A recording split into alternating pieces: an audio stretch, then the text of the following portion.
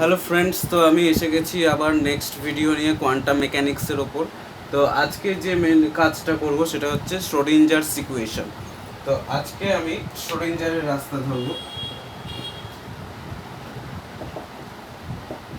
শ্রোডিঞ্জারস equation, তো শ্রোডিঞ্জারস equation proof করার আগে, মানে শ্রোডিঞ্জার ইকুয়েশন করার আগে আমি কয়েকটা কথা বলতে চাই। ফার্স্টে যে ওয়েভ ইকুয়েশনের কেন দরকার পড়লো না, ওয়েভ ইকুয়েশনের দরকার পড়ছে কেন না, শ্রোডিঞ্জারের ইকুয়েশনটা ওয়েভ ইকুয়েশন। এই ওয়েভ ইকুয়েশনের দরকার পড়ার কারণগুলো হলো, এক নম্বর হচ্ছে যে আমরা একটা দেখেছি যে ওয়েভ ফাংশন জেনারেট করা হচ্ছে, ওয়েভ ফাংশন জেনারেট করানো হচ্ছে, যেটা হচ্ছে সাই।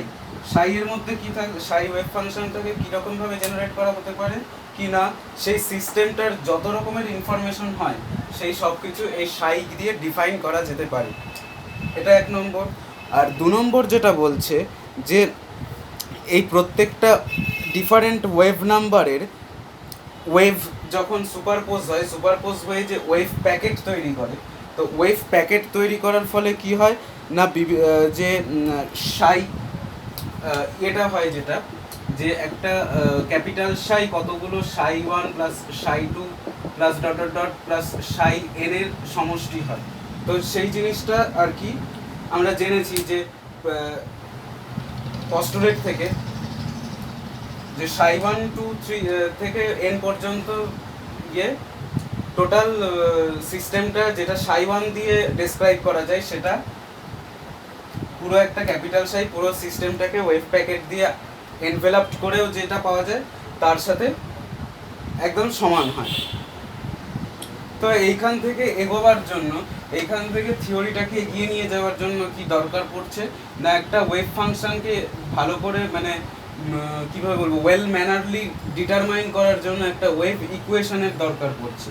ওয়েভ ইকুয়েশনের দরকার পড়ছে ইন দ্য সেন্স যে যাতে ওয়েভ ফাংশনটার ইনিশিয়াল বা বাউন্ডারি যে কন্ডিশনগুলো সেগুলো আছে সেগুলো সুইটেবল হয়, আর যে কোনো পয়েন্টে স্পেস টাইমের মধ্যে এগুলোকে অবটেন করা যায় বা সলভ করা যায় যেটা বলছে।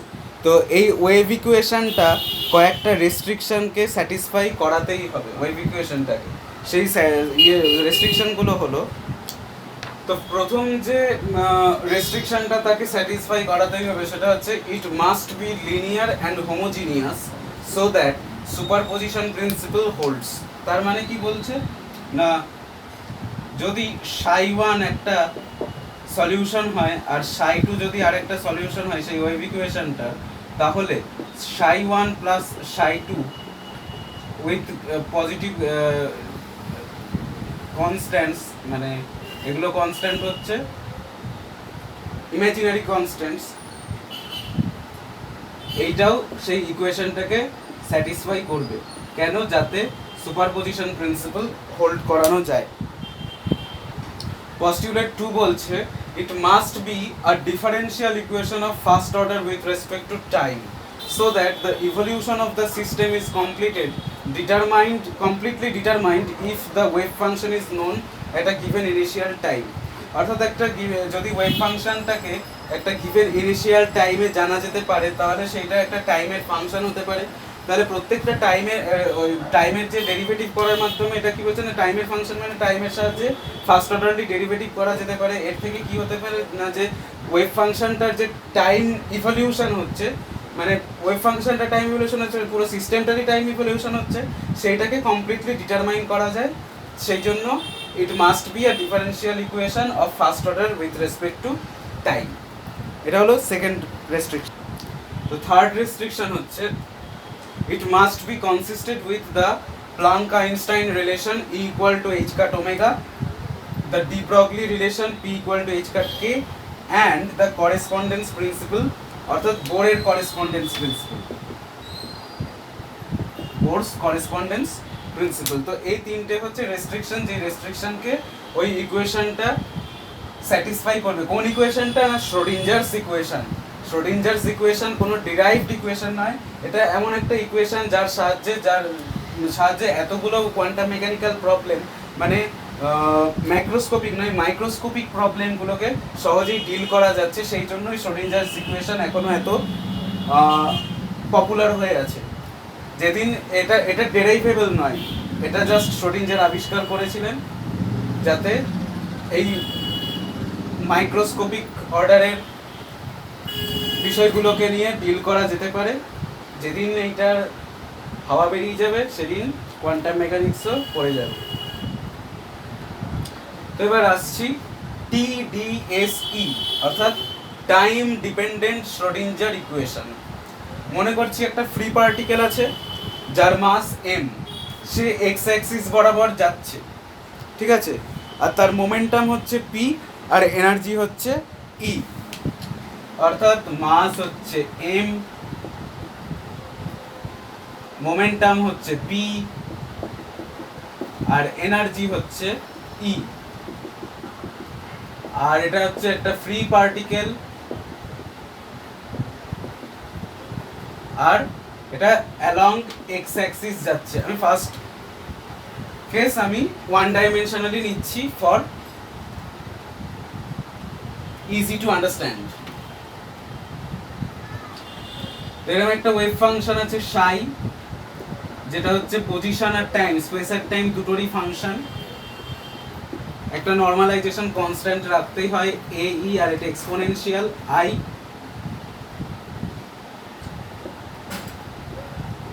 pxx minus et by h cut, এটা হচ্ছে ডিস্টারবেন্স, একটা সাই নেওয়া হলো। এবার একটা জিনিস এখানে মাথায় রাখবে, এই যে পি এক্সপোনেনশিয়ালের পাওয়ারে যেটা থাকে সেটা ডাইমেনশনলেস কোয়ান্টিটি হয়। এবার আমরা হাইজেনবার্গের আনসার্টেনটি প্রিন্সিপাল থেকে জানি যে আনসার্টেনটি ইন পজিশন আর আনসার্টেনটি মোমেন্টাম গুণ করলে সেটা এইচ কাটের চেয়ে বেশি বা ইকুয়াল হয়। আমি ধরে নিচ্ছি ইকুয়াল হয়, তাহলে pxx এর গুণফল বাই এইচ কাট। আবার এনার্জি টাইম আনসার্টেনটি থেকে জানি যে আনসার্টেনটি ইন এনার্জি আর আনসার্টেনটি ইন টাইম গুণ করলে সেটা এইচ কাটের সমান বা তার চেয়ে বেশি হয়। আমি ধরে নিচ্ছি সমান হয়, তাহলে এই যে px বাই এক্স মাইনাস আর ইটি বাই এইচ কাট যে দেওয়া আছে, এতে পুরো ডাইমেনশনালি এটা কিন্তু ক্যান্সেল আউট হয়ে যাচ্ছে। সেই জন্য ই এর যে মাথায় পাওয়ারে যেটা আছে সেটা কিন্তু ডাইমেনশনলেস কোয়ান্টিটি থেকে যাচ্ছে। তো কন্ডিশন ফুলফিল হচ্ছে। তো বলেছে কি যে এটাকে একটা ফার্স্ট অর্ডার টাইম ডেরিভেটিভ হতে হবে। তাহলে একে ফার্স্ট অর্ডার টাইম ডেরিভেটিভ একবার টাইমের রেসপেক্টে ডেরিভেট করা যাক, ডিরাইভ করা যাক, ডিফারেন্সিয়েট করা যাক।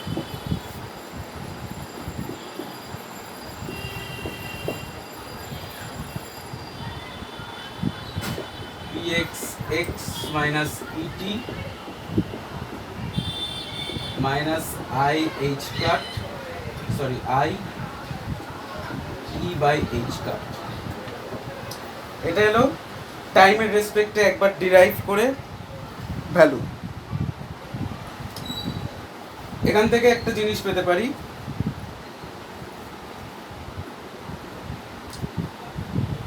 এই আইটাকে যদি এদিকে নিয়ে আসি তাহলে আইটা নিচে আসবে, আর মাইনাস মাইনাস ক্যান্সেলেশন করার পর যেটা ফাইনালি পাবো i H cut del psi del T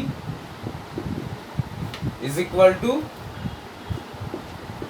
E a px x minus ct by h cut, বা ই সাইও লিখতে পারি। এবার সাইকে এক্স এর রেসপেক্টে একবার ডিরাইভ করব, তাহলে কত পাবো? আমার বেরিয়ে আসবে I P X by H cut বেরিয়ে আসবে, I P X by H cut বেরিয়ে আসবে, আর বাকি A E I P X X minus E T by H cut পড়ে থাকবে।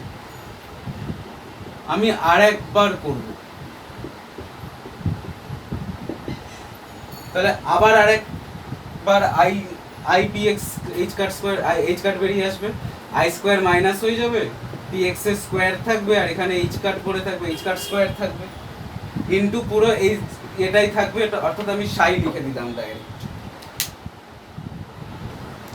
এবার নেক্সট স্টেপে আমি এটাকে কি করব, এইচ কাটটাকে এদিকে মাইনাস এইচ কাট স্কোয়ার গুণ করে দিলাম, তাহলে এখানে পড়ে থাকবে এদিকে শুধু পি এক্স এর স্কোয়ার সাই। এবার বোথ সাইডসে আমি যদি টোয়াইস এম দিয়ে ডিভাইড করে দিই তাহলে কত হবে minus H cut square by twice M del two psi del X two equal to P X square by twice M psi. আমি এইটা ফাইনালি পাচ্ছি। এবার আমি রেস্ট্রিকশনের থার্ড রেস্ট্রিকশনটার থার্ড পার্টে আসি। তো থার্ড রেস্ট্রিকশনটায় কি বলা হয়েছিল যে এই ইকুয়েশনটা মাস্ট স্যাটিসফাই বা consistent with Planck Einstein relation, de Broglie relation আর Bohr's correspondence principle. Bohr's correspondence principle অনুযায়ী আমরা জানি যে পি স্কোয়ার বাই টোয়াইস এমই হচ্ছে কোনো সিস্টেমের টোটাল এনার্জি। অর্থাৎ করেসপন্ডেন্স প্রিন্সিপাল মানে কি, যেটা ক্লাসিক্যাল মেকানিক্স আর কোয়ান্টাম মেকানিক্স দুটোর ক্ষেত্রেই একই ধরা হয়। তাহলে ক্লাসিক্যাল মেকানিক্সের ক্ষেত্রে আমরা জানি কি E equal to P square by twice M. তাহলে এইখানে যে ই সাইটা রয়েছে আর এখানে P square by twice M সাইটা রয়েছে সেইটা সেম। তাহলে বোরস করেসপন্ডেন্স প্রিন্সিপাল যদি ওবে করে তাহলে কি হবে ফাইনালি যেটা হবে তাহলে minus H cut square twice M del two psi del X two is equal to I H cut del psi del T. আর এইটাই হচ্ছে টাইম ডিপেন্ডেন্ট শ্রোডিঞ্জারস ইকুয়েশন। এটাই হচ্ছে টাইম ডিপেন্ডেন্ট শ্রোডিঞ্জার ইকুয়েশন। তো এবার কয়েকটা বিষয়ে আসি, যেটা ফ্যাক্ট বলার যে এই ইকুয়েশনটার ফার্স্ট রেস্ট্রিকশনে কি বলা হয়েছিল যে it must be linear and homogeneous. তো এই ইকুয়েশনটা লিনিয়ার আর হোমোজিনিয়াস হওয়ার জন্য কি বলছে না, it will also be satisfied by wave packet. Wave প্যাকেটের দ্বারা এ স্যাটিসফাইড হতে পারে, যার ফলে কি হচ্ছে না linear superposition of plane waves and is associated with localised free particle which is a linear, যেটা হচ্ছে না linear superposition of plane waves and is associated with a localised free particle. তো এবার আমি যদি সাইকে I H cut del del X করি, del del T করি, অর্থাৎ টাইমের রেসপেক্টে ডেরিভেটিভ করি, তাহলে কি পাবো? তাহলে আমরা পাবো 1/√2 পাই h cut 1/√2 pi h cut integration e phi p e to the power I px x minus et by h cut dt। আবার যদি এইটাকে minus H cut square by twice m দিয়ে দুবার এক্স এর সাপেক্ষে ডেরিভেটিভ করি তাহলে কত পাবো? তাহলে পাবো 1/√2 pi H cut integration P square by twice M phi p e to the power I px x minus et by h cut dt। ওকে, তাহলে আমরা এই দুটো জিনিস পেতে পারি। তাহলে আমরা জানতে পারলাম কি না শ্রোডিঞ্জারের ইকুয়েশন ওই তিনটে রেস্ট্রিকশনকে খুব ভালোভাবে স্যাটিসফাই করতে পারে। তো এখান থেকে একটা ডিফারেন্সিয়াল অপারেটরের কনসেপ্ট আসে, যেটা হচ্ছে কি I H cut del del T E ক্যাপের ক্ষেত্রে, আর পি ক্যাপ ফেলে হয়ে যাবে minus I H cut del del X. Okay, এই দুটো কনসেপ্ট আসতে পারে। এবার থার্ড ডাইমেনশনালের ক্ষেত্রে, থ্রি ডাইমেনশনালের ক্ষেত্রে ওয়েভটা এরকম আসবে এ e to the power i p dot r dot p dot r minus E t, energy আর টাইম দুটোই scalar quantity by H cut. আর সেক্ষেত্রে পি ক্যাপ দাঁড়াবে minus I H cut grad nabla, যেটা আগের ভিডিওতে আমি বলেও ছিলাম। আর ইটা যেরকম ছিল সেমই থাকবে, কারণ টাইম তো একটাই হচ্ছে, টাইম স্কেলার কোয়ান্টিটি, তাই এখানে ভেক্টরের কোনো জায়গা নেই। তো এই হলো শ্রোডিঞ্জার ইকুয়েশনের কিছু চরিত্র। এবার নেক্সট যেটাই আসবো সেটা হচ্ছে particle in a force field. তো particle in a force field মানে বলতে চাইছে কি, যখন আমরা আগের যে কনসেপ্টগুলো আমরা দেখলাম তার ক্ষেত্রে কি ছিল না, পার্টিকেলকে মানে পার্টিকেলকে ফ্রি পার্টিকেল ধরা হয়েছিল, অর্থাৎ তার ওপর কোনো ফোর্স কাজ করতো না, তার ওপর কোনো ফোর্স কাজ করতো না ইন দ্য সেন্স যে সে একদম ফ্রি ছিল, মুক্ত ছিল। তো এখন এর ওপর এবার পার্টিকেলটা যদি কোনো একটা ফোর্স ফিল্ডের ওপর থাকে, তার মানে কি তার ওপর একটা ফোর্স অ্যাপ্লাই হচ্ছে। তো ফোর্স অ্যাপ্লাই করার সেই ফোর্সটা কোথা থেকে আসছে না, ফোর্সটা আমরা জানি যে ফোর্স অলওয়েজ, এটা কি কনজারভেটিভ ফোর্স ফিল্ডে ধরা হয়। আর কনজারভেটিভ ফোর্স ফিল্ড থাকার জন্য এফ কে কার সাথে সমান করা হয় না, একটা পোটেনশিয়ালের গ্রেডিয়েন্ট নেওয়া হয়, সেটা হচ্ছে এফ এর সমান হয়। অর্থাৎ যে ফোর্স ফিল্ডটা আছে সেইটা সেই পার্টিকেলটার পোটেনশিয়াল থেকে ডিরাইভড হয়ে আসে, সেই ফোর্সটা, ওই জন্য সেই ফোর্স ফিল্ডটা তৈরি হয়। আর পোটেনশিয়াল থাকার জন্য তৈরি হয়। তো তাহলে টোটাল এনার্জি যেটা দাঁড়ায় E=p²/2m প্লাস ভি, অর্থাৎ kinetic energy plus potential energy. তাহলে এবার যদি অপারেটর ই ক্যাপ অপারেট করানো হয় একটা ওয়েভ ফাংশনের ওপর, তাহলে এটা চলে আসবে p²/2m plus V cap into সাই, অর্থাৎ সাই এর ওপর ভি ক্যাপ নয়, ভিটা পোটেনশিয়ালটা কোনো ইয়ে নয়, থাকবে। তো এখান থেকে টাইম ডিপেন্ডেন্ট শ্রোডিঞ্জার ইকুয়েশনকে যদি একটু জেনারেলাইজ করা যায়, তাহলে সেইটা আসবে I h cut del psi del t, del psi del t, psi must be three dimensional function, three dimensional স্পেসের ফাংশন নেওয়া হয়েছে। তাহলে কি হবে, equal to minus H cut square nabla square by 2m plus V function of r and t, হচ্ছে psi এর ওপর operate করা। তো এই যে অপারেটরটা রইল, এইটাকে বলা হচ্ছে হ্যামিল্টনিয়ান অপারেটর।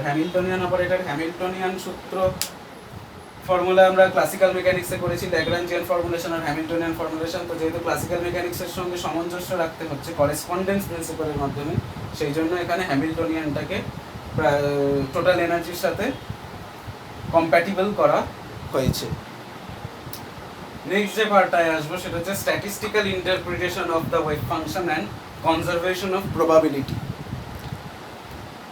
তো আমরা এটুকু জানি যে এই ওয়েভ ফাংশনের সাথে পার্টিকেলের অ্যাসোসিয়েশনের জন্য একটা স্ট্যাটিস্টিক্যাল ইন্টারপ্রিটেশন আছে, যেটা প্রথম ম্যাক্স বর্ন দিয়েছিলেন। ইন্টারপ্রিটেশনটা কি বলছে, যে if a particle is described by a wave function psi, function of position and time, then the probability of finding the particle at time t within the volume element dr about the point r is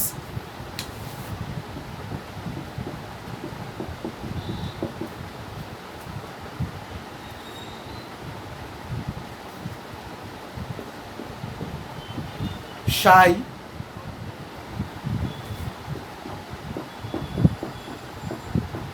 mod square d tau। আমি d tau নিচ্ছি, dr নিচ্ছি না। dr যদি নিই সেটা হচ্ছে তাহলে Kardashian coordinates অনুযায়ী dr নেওয়া যায়, যেটাকে লেখা যায় এভাবে psi star function of r and t into psi function of r t dr।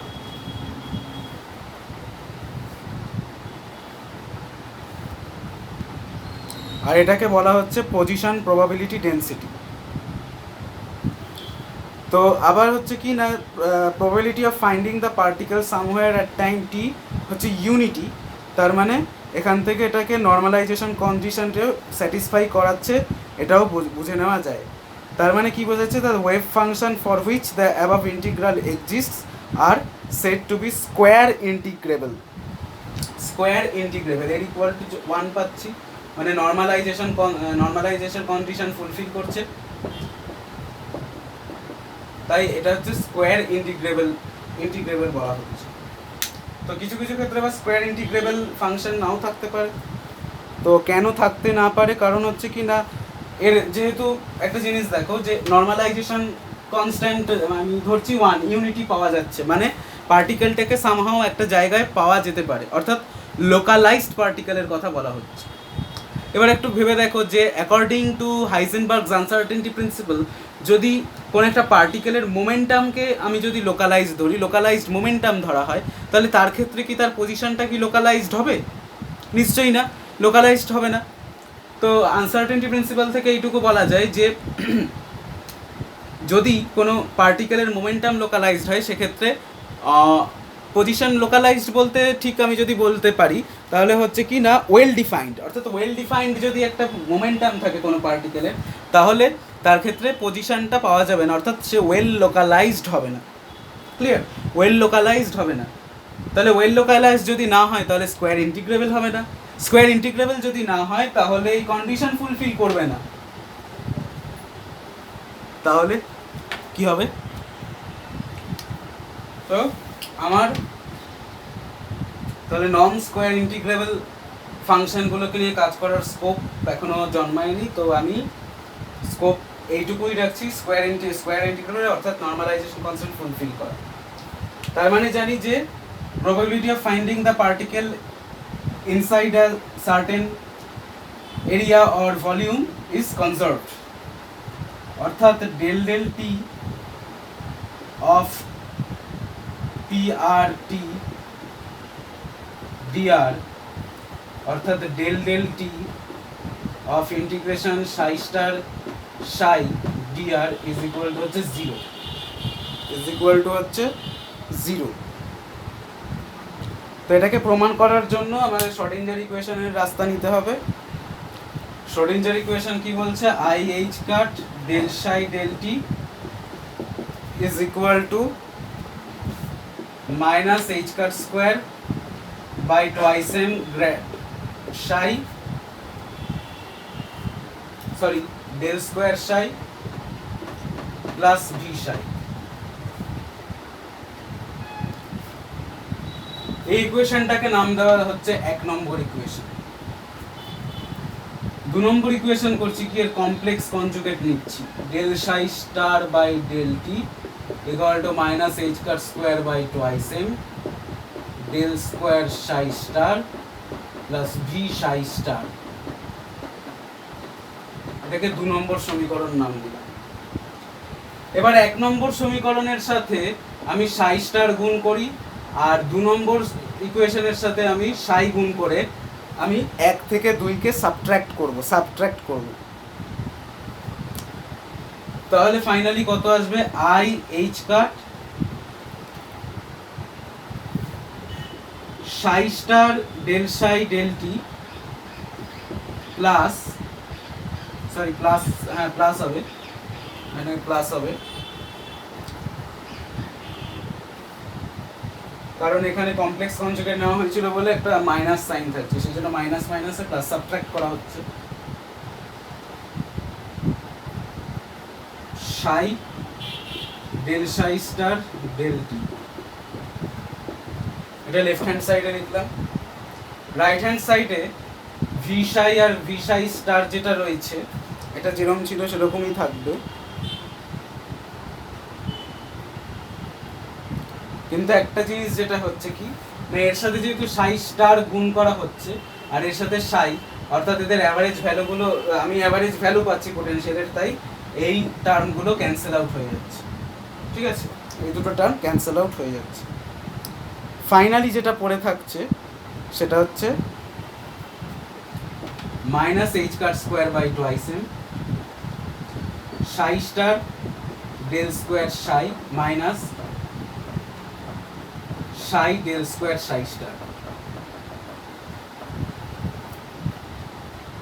এটা আসছে ফাইনাল। এবার আমি নেক্সট স্টেপে যাওয়ার জন্য দুটো কাজ করব। 1 নম্বর হচ্ছে আই এইচ কাটটাকে আমি এদিকে আনবো, দ্বিতীয়ত হচ্ছে আমি ইন্টিগ্রেশন লাগাবো। তাহলে এটা ইন্টিগ্রেশন হবে DDT of psi star Sai,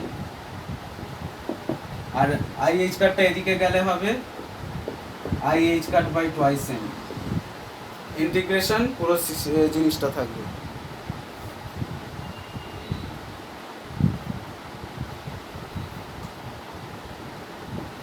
Sai star del square psi minus psi del square psi star.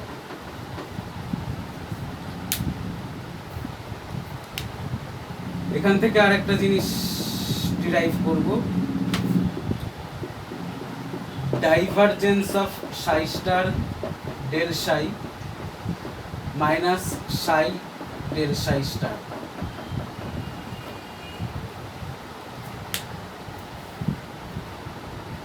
এবার একটা আমরা কোয়ান্টিটি অ্যাজিউম করব। কোয়ান্টিটিটা হচ্ছে যে কোয়ান্টিটিটা যেটা ফাংশন হচ্ছে আর এর ফাংশন, অর্থাৎ স্পেস 3 ডাইমেনশনাল আর টাইমের ফাংশন, যেটার কোয়ান্টিটিটার ভ্যালু আমরা অ্যাজিউম করছি h cut by twice im, h cut by twice im psi star del psi minus psi del psi star.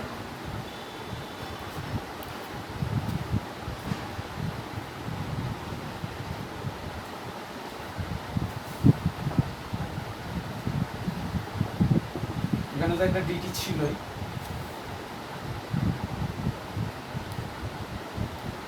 Sorry যেরকম ছিল সেরকমই থাকবে। এবার নেক্সট স্টেপ যেটা করব, ডেল ডেল টিটা বাইরে আনলাম, p function of r and t লিখলাম, ইনটু ডিআর করলাম।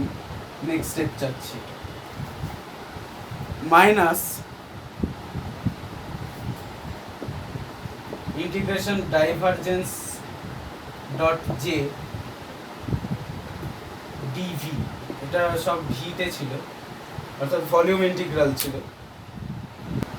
তো এর উপর গস ডাইভারজেন্স থিওরেম অ্যাপ্লাই করে আমরা পাবো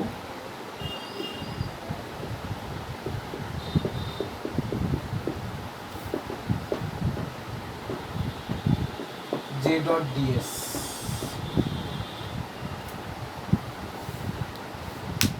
অর্থাৎ ডিএস হচ্ছে একটা সারফেস এরিয়া যেটা ভি ভলিউমকে বাউন্ড করে আছে। এইটা হচ্ছে পুরো সারফেস এরিয়া হচ্ছে এস। ওকে, আর এই ইকুয়েশনটা দেখবে যে অনেকটা ফ্লুইডের ক্ষেত্রে কন্টিনিউইটি ইকুয়েশনের সাথে করেসপন্ড করছে। তো এটাই হচ্ছে স্ট্যাটিস্টিক্যাল ইন্টারপ্রিটেশন বা কনজারভেশন অফ প্রবাবিলিটি। এবার যেটা হচ্ছে হারমিটিসিটি অফ হ্যামিল্টনিয়ান। তো মোদ্দা কথা i H cut del psi del t equal to হচ্ছে h psi. Okay, Schrodinger equation. তো কমপ্লেক্স কনজুগেট নিলে হবে minus I H cut del psi star del t equal to h psi star. এইবার যদি সাই star সাইর ইন্টিগ্রেশনের উপর del del টি derivation নেওয়া হয়, অর্থাৎ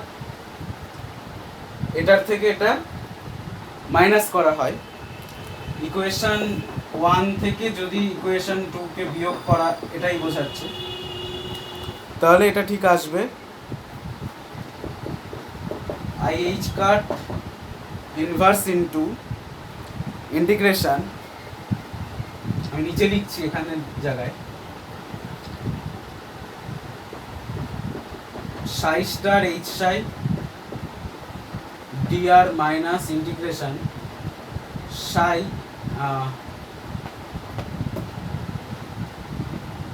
এইচ সাই স্টার সাই ডিআর।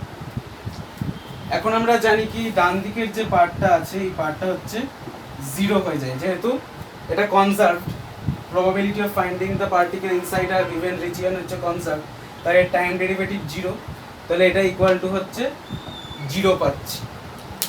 তাহলে যেটা ফাইনালি পাবো integration of psi star h psi d r is equal to integration of h psi whole star psi dr।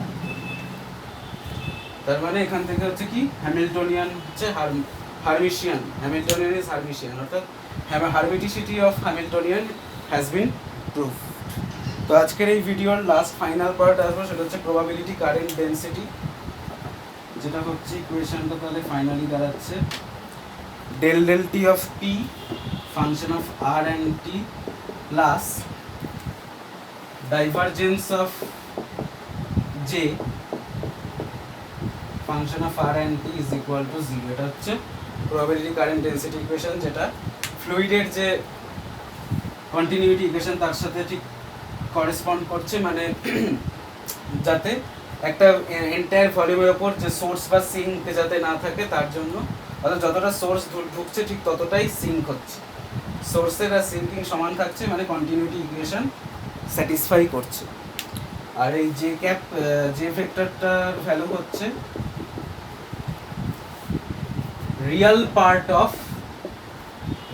Part of h cut psi star h cut by im grad psi।